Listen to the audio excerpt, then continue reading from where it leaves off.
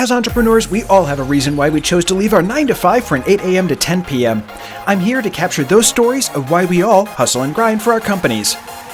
Evan started his career in accounting, working for a family office focused on multifamily real estate properties. He transitioned after getting the CPA license to corporate finance for a Fortune 500 company and a large bank before starting his entrepreneurial journey. His initial company launch was a supplement business that he partnered with his brother on in 2017. The company didn't make it off the ground, but it taught Evan significant lessons about starting a company. He then launched an investment management and financial consulting firm in 2021 that focuses on helping individuals and business owners achieve their financial goals. In 2023, Evan saw an opportunity to add to his portfolio of companies and partnered with 2 nurses to launch a home companion care business focusing on helping individuals live a fulfilling life at home. Most recently, in 2024, he launched a plumbing business to meet the increase in demand the plumbing industry has seen, and the supply of workers continues to decline. Evan loves to work with business owners and entrepreneurs to create businesses and make dreams happen. He has a deep understanding of financials and has experience across multiple different industries. So, Evan, thank you so much for being on the podcast today. I really appreciate you being here. Absolutely. Thank you very much for inviting me, Andrew.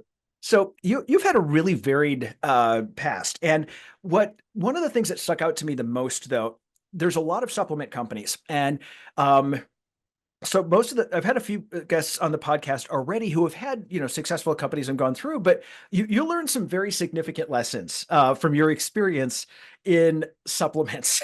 So, Yes.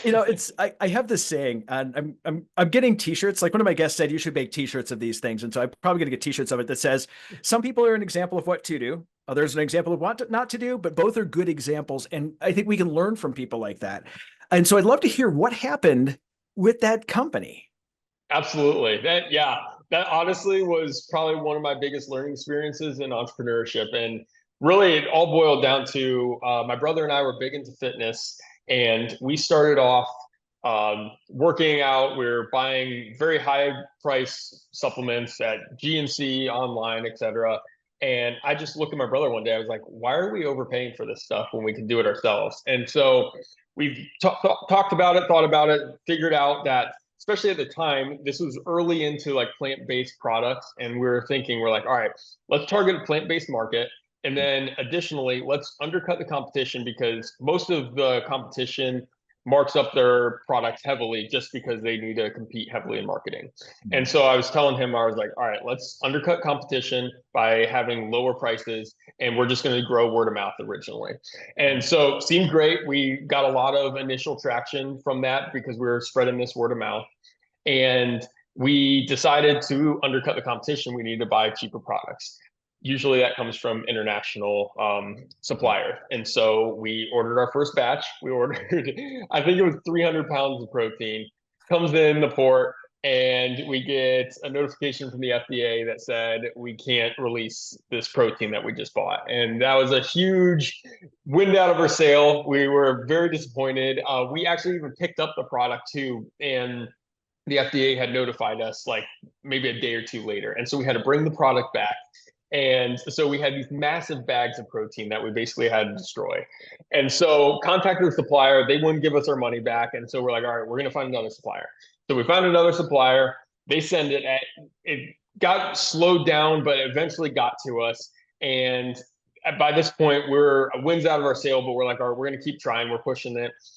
We tried to flavor this protein a couple different ways, and it just wasn't mixing super well. And it was because it was poor quality ingredients, because we ordered low quality stuff to keep the prices down.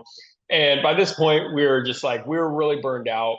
We didn't see any long-term future with this. And so we just scrapped the idea. But lessons learned from this: one, obviously, you can have different targets for how you're going to market your product. If you go low cost, you still have to have a quality product, because it's really hard to get customers to buy in and stay bought in if you have a very low quality product. And it's very hard to even get to market with a very low quality product. So that was a big lesson for us. Also, for me personally, you have to have a deep passion for what you're doing. I know Andrew and I were just talking right before this about you are really going 8 a.m. to 10 p.m. plus if you're working on a project like this or an entrepreneurial venture. And if you don't have a deep passion for this, if you get hit with a roadblock or multiple roadblocks, you have to be able to drive through those. And if you can't have the passion behind it to drive yourself through it, you're not going to continue to succeed or move forward. And so really learned that when I was building this protein business with my brother is we didn't have a deep passion. We thought we might have had it, but we didn't actually have it. And so once those roadblocks kept coming, we just basically stalled out. And that is something that I learned going on to opening future companies that I had to have that mindset of, is this company going to be something I'm passionate about? And if it's not, I can't do it. And I give you props for even doing it. And I think that there's a huge amount of faith you have to put in to any endeavor that you do. And I think one of the things I see with people a lot is they don't even start it. You did. And I think there's a huge, and you learn some really good lessons from it. I think we always think of failure as this terrible thing, but often it taught you a bunch of things that you need to learn. And now you've gone on, we'll talk about it in a second, but you've gone on to start some very successful companies based Yes. on the information you learned. And I think that one of the reasons I wanted to the audience to hear some of what you did and what your experience was with the supplement company is, especially new entrepreneurs, we all think I want to be what's called in the business world a cost leader. So that is, I want to be the lowest, Walmart syndrome. Yes. And I think a lot of people do it because they think it's a good idea. They think it's the best way, I'll just sell in volume, quality or quantity versus, price. But it often does not work because you can't buy in the volume enough to be able to take those losses. Right. There's a huge amount of losses in the background that are taken in that side of things. And there's when Walmart buys something, they're not buying 100, they're buying millions. And there's something in Exactly. quantity of scale. They can negotiate with these manufacturers going, look, we're going to have this massive, big ass order with you. Right. You're going to give us you're going to give us a low price and kind of dangle the carrot in front of the manufacturer. So I think that's one thing that cost leaders have some difficulty with. Yeah. So I wanted people to hear that because it's something that, again, as entrepreneurs, we try to get our first few, clients. I've done it, no judgment, trying to get it for a lower price until we figure out what we're actually worth. And it's a different world. Absolutely. Yeah, So it is. yeah. Now you've moved on to a couple of other things too. I know you're a CPA. Correct. Cool. And you worked for banks and then started your entrepreneurial journey. So, how did the CPA working for a large company then going to a bank? Because that's really what this podcast is about, is showing people what that transition looks like. How did that happen? Yeah, great question. So, growing up, I always felt like a very entrepreneurial spirit. And when I actually was in college, I was on a pre-medical route and I was not going back to passion. I didn't feel the passion towards the end of college with pre-med. And I thought to myself, I'm like, there's no way I can do 4 more years of med school plus residency on top of this. So luckily at the time I had two majors. So one of them was pre-med, the other one was accounting. And it was really to diversify my background. And when I decided I wasn't doing pre-med, going into senior year, and I was like, you know what, I got to pursue this accounting route because I already have this and I'm almost at the end.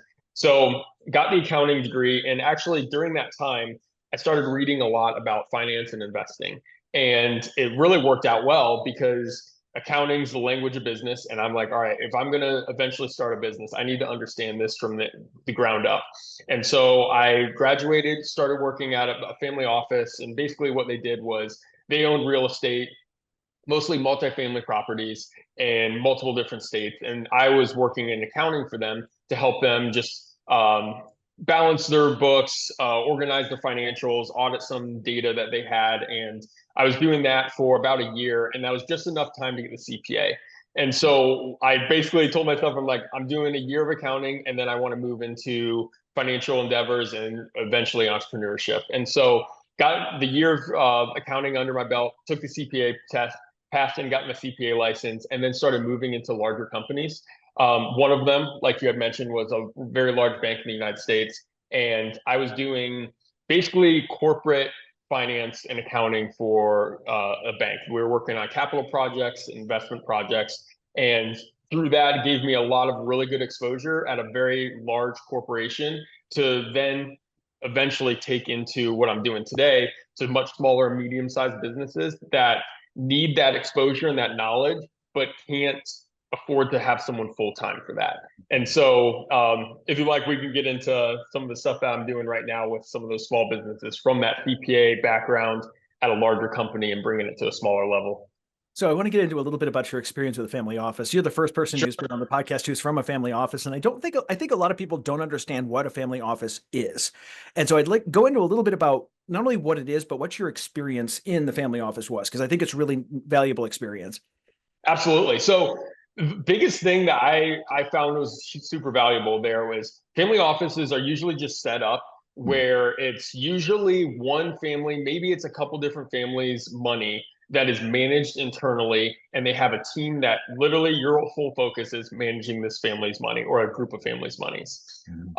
So with that, you have a very small team, and usually that gives you direct exposure to either the family members or the executive level of this family office. So for me, I was on the finance team. I had exposure to the executives on this family office, but in general, I was working directly with the CFO at the time. And so I was first out of school. I'm working directly with the CFO. Great exposure and experience for a very young person coming into the business.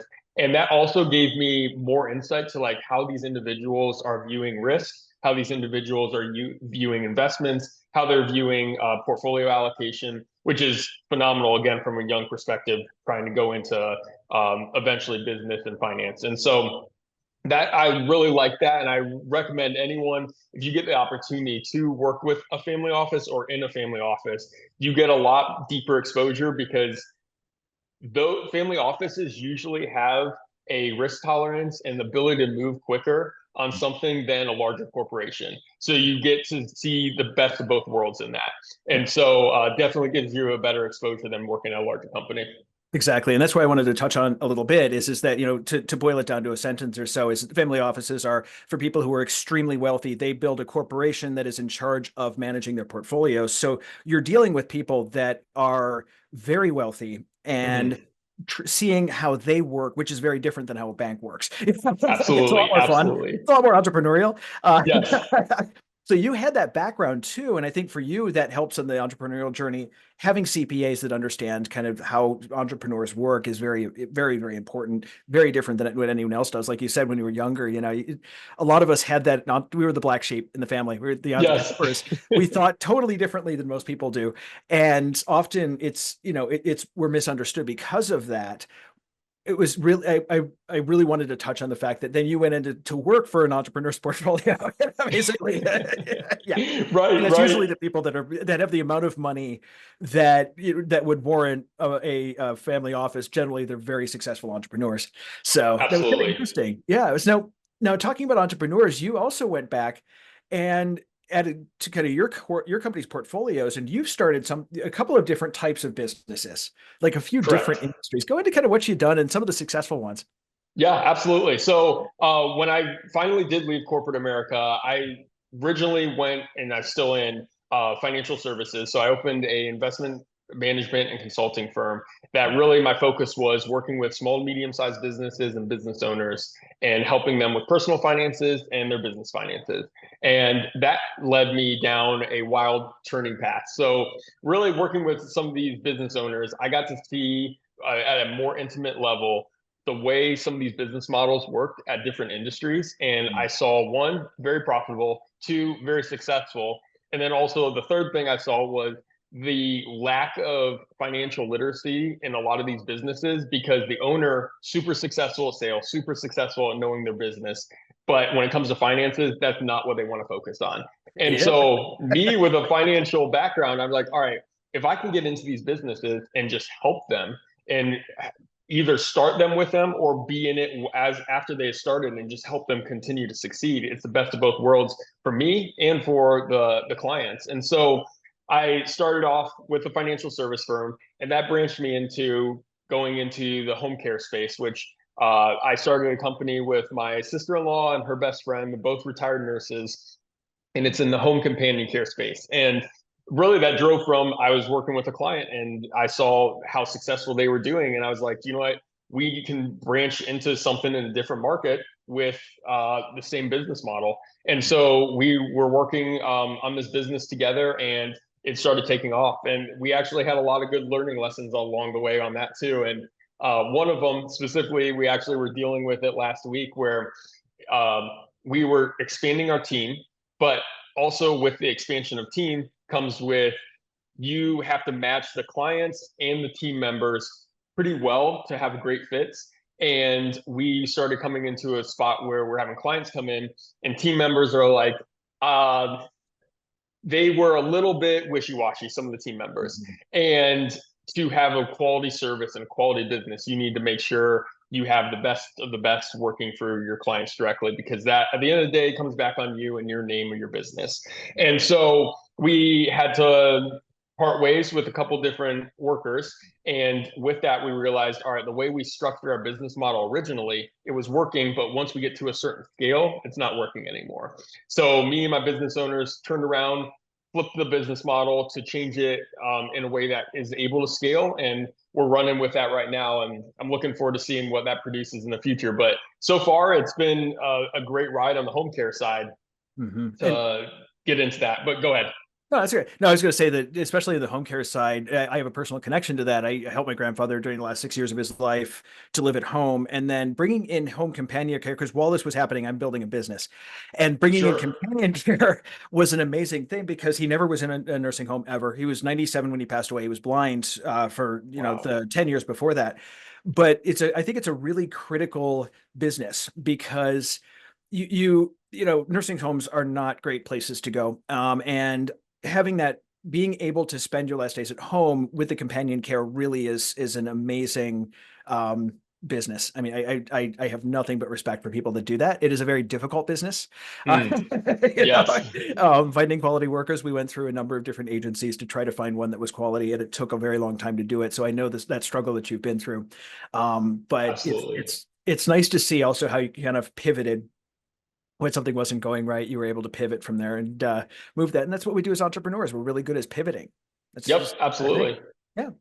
So now going back to kind of your transition between kind of the corporate and the non-corporate world, what was there any series of events that precipitated that? Like, was there just a moment where you're like, I'm done, or you just kind of saw this as a natural progression, or how did that work? What happened during that transition?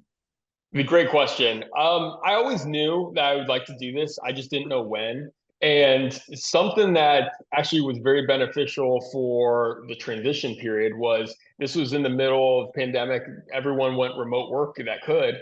And I went remote work and I was working remote for about a year. And I realized I was like, all right, I'm working remote. It's not weird for anyone to work out of a home office. And you can't, I would say before the pandemic, if you had a business and you didn't have an office, people might not take you as seriously or give you as much respect because you're not as well established. But when everything happened with the pandemic, everyone went remote, even large corporations. I was like, all right, so if I start my company now, I can work out of a home office and garner the same respect that another larger company would get. And I was like, all right, I'm gonna take the leap. And so my wife and I talked. It was perfect timing, and I went off, and it was right when people started kind of going hybrid work, and I basically started gathering clients and basically just told them the story, told them what I would like to do for them, and has worked out well. And even now that people are back in the office a couple days a week, like there's a lot of people still working remote, and I never get any pushback of not having an office space that's more on the commercial side. Mm-hmm. Yeah, exactly. And I think that is the reality right now, is just we are a very global workforce. And because of like Zoom and Slack and the tools that are around, most of my 20-year career in the learning industry was virtual. And so this was before Slack, before Zoom, all these other things. And so really deep history with it. And it's interesting to watch things change. And I think that and you can very much have a job anywhere. You know, it's not, you don't have to be, there's some positions you have to have one-on-one. I think if I had an executive assistant, I would want to have that person one-on-one. There's a few positions that really need to be physically in the same location, just because of the nature of the industries, or the nature of the business relationship. But I don't think that's at all. And what you do with helping small businesses to be able to battle their finances is definitely something to be done virtually. But I think you were mentioning earlier about kind of helping entrepreneurs. We hate books badly. I would rather gouge my eyes out than do my books. Sure. Honestly, it's not fun. It's not cool. It's not building anything. I know I have to do it, but it's no fun. And I think you fill a really interesting role there of helping entrepreneurs to be able to to take those things off their plate that they're not good at, but they have to do. Yes. Hire your weakness is essentially what it is. What specific things do you do as a CPA or as somebody who helps entrepreneurs? Are there special things that you do for them, or take us through that walk of if you have a new client, what do they expect? What do you do for them? What's that look like? Sure. Um, Great question. Really like how I like to label my title for clients that might not be familiar with the consulting space, especially on the finance side, is basically look at it as a CFO that comes in on an outsourced basis. So an outsourced CFO called fractional CFO in some places. But really, at the end of the day, I'm basically your personal CFO. And so I help from everything from organizing your finances, organizing accounting. Maybe if you're a small company that's scaled aggressively, but your finances haven't scaled to that degree either, helping you put in some processes and some teams in place to help your finances grow with your business. And a lot of companies, QuickBooks is fantastic for small, medium-sized businesses, but some companies outgrow that, and helping them to transition into a larger scale as well, help companies with that.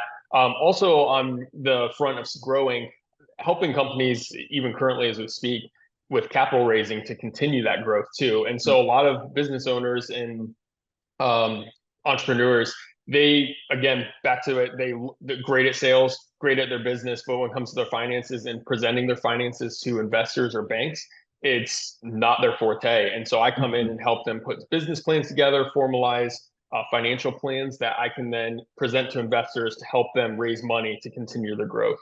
Yeah. And having put together a few pitch decks for VC, it is a whole nother art form in and of itself. It is. It is indeed. That's a great way to say it. And it truly is. And it's, as entrepreneurs, we're going to have to, at some point, we're going to deal with venture capital, raising money from investors or angel investing or whatever it happens to be. And knowing those numbers, I know Kevin O'Leary very famously says, if you don't know your numbers, you're dead to me. That's kind of his thing.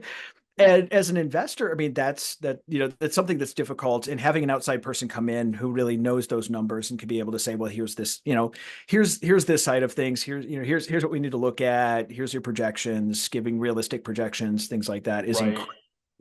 necessary. Yeah. Absolutely. Yeah. And that's a great point too. The realistic side is sometimes a business owner and that's the nature of it. Sometimes you have to be naive and not know what you don't know and to be an entrepreneur, just because if everyone could do this, everyone would, but not everyone can do it. And so you almost have to have some blind spots just to be able to break through stuff. I think of, obviously, Elon Musk is the greatest example. Like some of the things he started, electric car company and a space company at the same time. And like people are like, who would ever do that? And obviously he's been really successful in it. So you have to have some blind spots to even just push past boundaries that people think are artificial boundaries. But with that, you could look too far into the future and say this, and this. And from my perspective, I have to bring it back into a spot that is maybe a happy medium where investors are probably at the low scale, entrepreneurs at the high scale. I bring it into the middle and say, this is what we can realistically show that can successfully help you raise money, but isn't too far out of the water, but isn't too low that you're giving up too much of your company. Now, do you also do business valuation? Because that is also I do, yes. art form. Do I do a multiple of EBITDA? Do I do, how do I do it? Yes. Have founders who have stock. I just had to go through this with a company that I work with, and I'm the executive board for them. And we had to figure out what the value of the company was. And it was like, okay, bring out the dartboard. Right.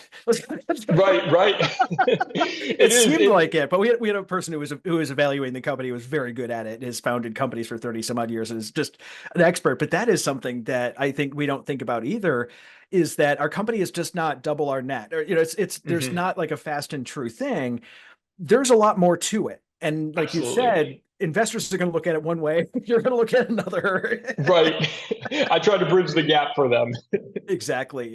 And I think that's something that as entrepreneurs, we are forced to think about when we first start pitching VC and we first start going out and getting investors. We need to really think about that at first. So absolutely. Just having been down there, that's how I got my haircut. Is having done that. I like that. I pulled out the last 4 hairs that were there. So, Evan, as we get towards the end of the podcast, I do have one question I ask everyone, and that is, what is one book or podcast that has had a major impact on your life? Absolutely. Great question as well. So I would say book, Bible really has changed my life. And that's been something that I studied, really grown with in the last several years of my life, especially in adulthood. And the podcast, I would say, especially if you're interested in finance and investing, Macro Voices was something that it was really interesting to me, because at first it was hard for me to comprehend fully, because it was looking at the big picture of the investment and finance landscape. But I started getting into it more. You would be surprised at how much some of the large picture economics impact some of your smaller day to day. And that could be small business owners, that could be large business owners, that can be if you're working in corporate, or that's you working for yourself. There are some large impacts that the economics of the whole world impact your maybe small bubble. And so I really love that podcast, and that has really taught me a lot of pertinent financial information that I've really been taking throughout my career. I think that as entrepreneurs, we all should have a 50, 60,000 foot view of Keynesian economics and how it works. And Absolutely. some of the stuff like modern monetary theory and some of the economic background of how these things work, because I think it would really help us to understand our businesses a little bit more. And really, we don't have to be we don't have to be economists, but right. A general overview Absolutely is helpful. Yeah, definitely. That's a great way to say it. Exactly. Evan, thank you so much for being on the show today. I really appreciate the wisdom you dropped. Appreciate it. Absolutely. Thanks for having me, Andrew. I look forward to talking soon. Absolutely. Thanks again for joining us on the Hustle and Grind podcast. If you'd like to learn more about Evan, check out the link in the description.